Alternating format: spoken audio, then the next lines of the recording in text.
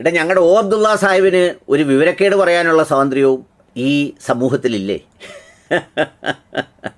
ഇന്ന് രാവിലെ മുതൽ ഒ അബ്ദുള്ള സാഹിബിൻ്റെ കമൻറ്റ് വെച്ചാണ് വല്ലാത്ത വിൽപ്പന, വലിയ ബഹളം. ആ ബഹളം നടത്തുന്നവരുടെ യൂട്യൂബുകളൊക്കെ നോക്കിയാൽ 2 ദിവസം മുമ്പ് ലാലേട്ടൻ മമ്മൂക്കയ്ക്ക് വേണ്ടി ഈ വഴിപാട് പൂജ നടത്തിയപ്പോൾ അതിലൊരു സന്തോഷമോ അഭിമാനമോ രേഖപ്പെടുത്തിയവരല്ല ഈ അണലികൾ, ഈ മൂർഖന്മാർ, മാത്യു സാമുവൽ അടക്കമുള്ളവർ എന്നുള്ളതാണ് ഒരു സത്യം. പക്ഷേ ഒ അബ്ദുള്ള വാ തുറന്നപ്പോൾ രംഗത്ത് വന്നു. ജീവിക്കണ്ടേ? ഇത് തിന്ന് ജീവിക്കുന്നവർക്ക് അതല്ലേ തിന്നാനൊക്കൂ. വേറെന്തെങ്കിലും തിന്നാൻ കഴിയുമോ? ചൈനയിൽ പോയാൽ ഈ പാറ്റായും പല്ലിയും ഒക്കെ തിന്നുന്നവരുണ്ടെന്ന് കേട്ടിട്ടുണ്ട്.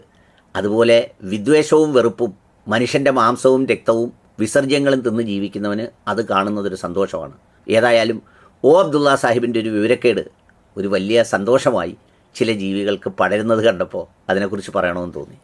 ഒ അബ്ദുള്ള സാഹിബ് ഒരു പ്രായമായ മനുഷ്യനാണ്. അദ്ദേഹം പല സംഗതികൾ പല രൂപത്തിൽ പല പ്രായത്തിൽ പലയിടത്തും ഇരുന്ന് പലതും പറഞ്ഞിട്ടുണ്ട്. ഒരു സവിശേഷമായ പ്രായമായാൽ ഈ മനുഷ്യരൊക്കെയും നമ്മുടെ ചില ചിന്താ പരിസരങ്ങളിൽ നിന്ന് ഒതുങ്ങി മറ്റ് ചില മേഖലകളിൽ കഴിയേണ്ടവരാണ്. അങ്ങനെ തീരുമാനിക്കുന്ന ഒരുപാട് മനുഷ്യരുണ്ട്. വളരെ നിറഞ്ഞു നിൽക്കുന്ന ചില ആളുകൾ, അവർക്ക് അതിൻ്റെ ഒരു പ്രായമായി ചിന്തകൾക്കൊക്കെ അല്ലെങ്കിൽ നമ്മുടെ ആലോചന ഒരു ലോജിക്കൽ ഇൻ്റർപ്രിട്ടേഷനൊക്കെ പലതിലും പ്രശ്നമുണ്ട് എന്ന് തോന്നുന്ന ഘട്ടങ്ങളിൽ അവരൊതുങ്ങി ഒന്നെങ്കിൽ അമ്പലം അല്ലെങ്കിൽ അത്തരം സ്ഥലങ്ങളുമായി കൂടും. അതല്ലെങ്കിൽ മറ്റു കുറേ പേർ എന്താ പറയുന്നത് പിന്നെ വീടുകളിൽ കഴിഞ്ഞുകൂടും. മറ്റു കുറേ പേർ അവർ ഇന്നലകളിൽ പ്രവർത്തിച്ച മേഖലയിൽ നിന്ന് വ്യത്യസ്തമായി മറ്റൊരു മേഖലയിലേക്ക് പോകും. ഒ അബ്ദുള്ള സാറ് വലിയൊരു മനുഷ്യനും ചിന്തകനും വായി നിൽക്കുന്ന ആളും ഇൻ്റർപ്രറ്ററോ ട്രാൻസ്ലേറ്ററോ ഒക്കെ ആയിരുന്ന മനുഷ്യനാണ്. പക്ഷേ ഈ സമീപ സമയങ്ങളിൽ ഇടയ്ക്കിടയ്ക്ക് അദ്ദേഹം ഇതുപോലോരോ സംഗതികൾ പൊട്ടിക്കാറുണ്ട്. അത് അനുകൂലമായി എതിർത്തും പൊട്ടിക്കാറുണ്ട്. ഏതോ ഒരു ജനൻ ടി വിയുടെ മറ്റോ ചാനലിൽ പോയിരുന്ന് RSSകാരെല്ലാം നല്ലവരാണ്, അവരോടൊപ്പം ചേരുന്നതാണ് നല്ലതെന്നൊക്കെ പറഞ്ഞ് എന്തോ ഒരു പ്രഭാഷണം നടത്തിയതിന് മുസ്ലിങ്ങളെല്ലാം കൂടെ പൊങ്കാലയിട്ടായിരുന്നു അദ്ദേഹത്തെ. പിന്നെ കുറച്ച് നാളായി ശാന്തമായിരുന്നു.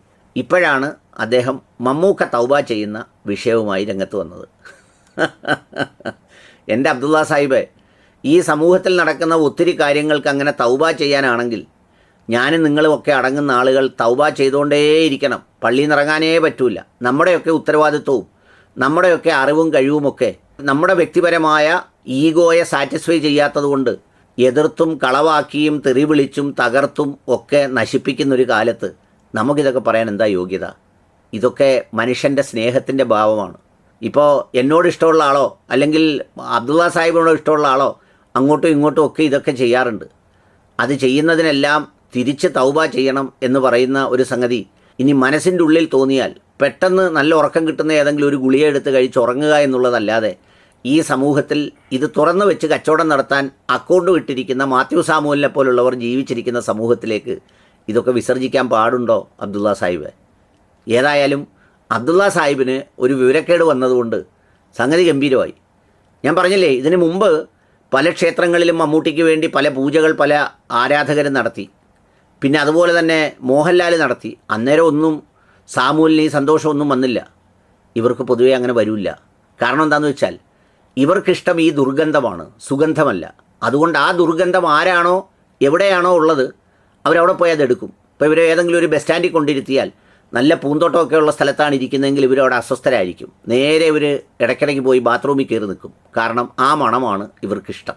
ആ മണം ഒ അബ്ദുള്ള സാഹിബ് കൊടുത്താലും വേറെ ആരെങ്കിലും കൊടുത്താലും ഇവർ ഓടിയെത്തി അത് ശേഖരിച്ചു കൊണ്ടുപോയി വാർത്ത ചെയ്യും.